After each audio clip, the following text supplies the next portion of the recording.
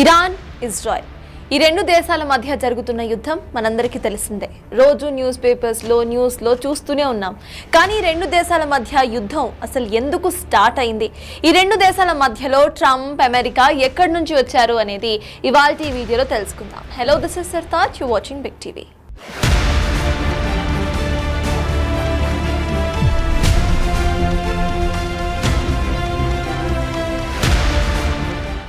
Ayatollah Khamenei ఇరాన్కి 1989 నుండి ఈయన ప్రధాన అధ్యక్షుడిగా ఉన్నారు.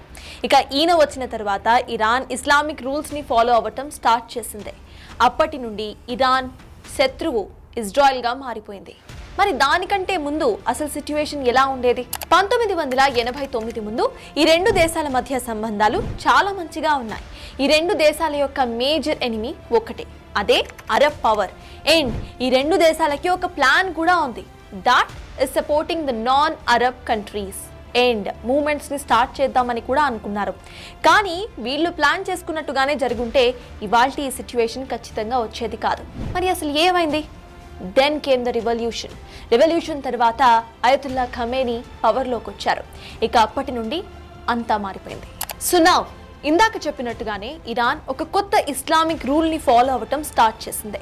దీంట్లో భాగంగానే ఇరాన్ ఇజ్రాయెల్ని పాలస్తీన్ని ఆక్రమించుకున్న ప్రభుత్వంలా చూడటం స్టార్ట్ చేసింది. సో దీనివల్ల పాలస్తీన్కి సపోర్ట్ చేయడం కూడా ఇరాన్ స్టార్ట్ చేయడంతో ఇజ్రాయెల్ కూడా ఇరాన్ను వ్యతిరేకించడం మొదలు పెట్టేసింది. దీంతో భాగంగానే ఇరాన్ అండ్ ఇజ్రాయెల్ మునపటి నుండి అమెరికాకు వ్యతిరేకంగానే ఉన్నాయి. కానీ ఈ మూమెంట్, ఈ రివల్యూషన్ తర్వాత ఇజ్రాయెల్ అమెరికాకు దగ్గర అవ్వటం, ఇరాన్ ఇంకా దూరం అవ్వటం స్టార్ట్ అయింది. అప్పటి నుండి ఇరాన్ ఇటు ఇజ్రాయెల్ని అండ్ అమెరికాని వ్యతిరేకిస్తూ వచ్చింది.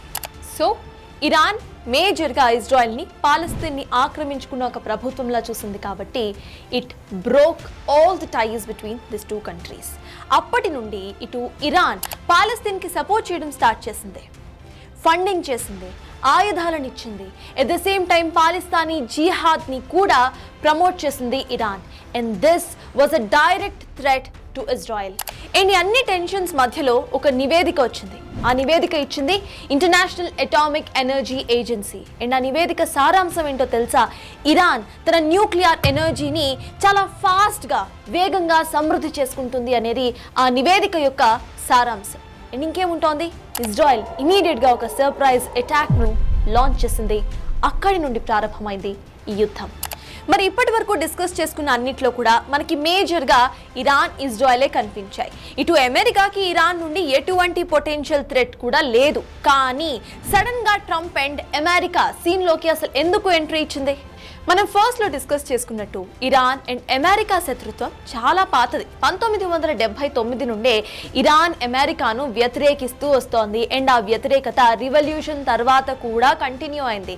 సో ఇప్పుడు వచ్చిన నివేదిక అమెరికాకు అస్సలు నచ్చలేదు. ఇరాన్ తన న్యూక్లియర్ ఎనర్జీస్ని పెంచుకోవటం అమెరికాకు నచ్చలేదు.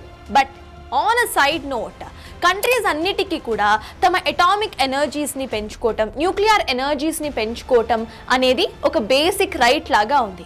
సో దానిని ఎవరూ కూడా వేలెత్తి చూపించడానికి లేదు. కానీ అమెరికాకు యాజ్ యూజువల్గా ఇగో హర్ట్ అయింది.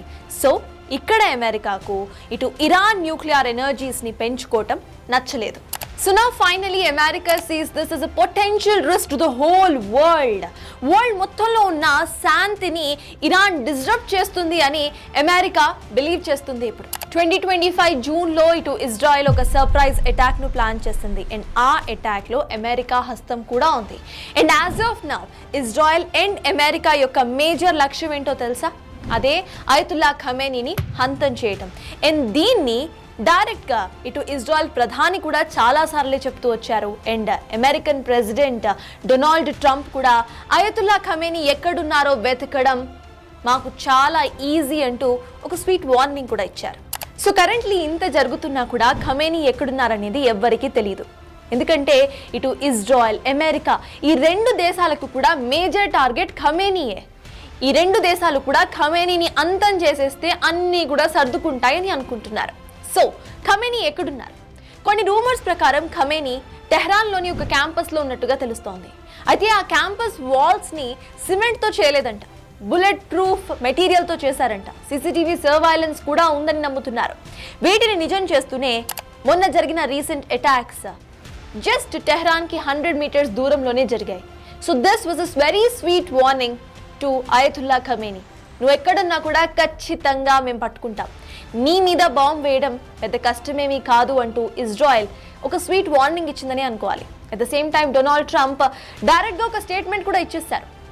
ఖమేనీ ఎక్కడున్నా వెతకడం చాలా సింపుల్, మాకు జస్ట్ క్షణాల్లో పని అని కూడా చెప్పారు. ఇరాన్తో యుద్ధం పెద్ద కష్టమేమీ కాదు అంటూ కూడా ట్రంప్ చెప్పారు. అండ్ ఇటువైపు Israel prime minister Netanyahu, defence minister చేస్తున్న వ్యాఖ్యలు, స్టేట్మెంట్స్ కూడా చాలా ఖచ్చితంగా అయతుల్లా ఖమేనీని చంపాల్సిందే అంటున్నాయి. మరి ఇరాన్ అండ్ ఇజ్రాయెల్ మధ్యలో యుద్ధం అసలు ఆగుతుందా? ఈ రెండు దేశాల మధ్యలో యుద్ధం ఖచ్చితంగా Khamenei అంతానే చూస్తాయా? That time has to reveal. So yes, that's all for now. Keep watching Big TV. For more videos like this, subscribe Big TV channel.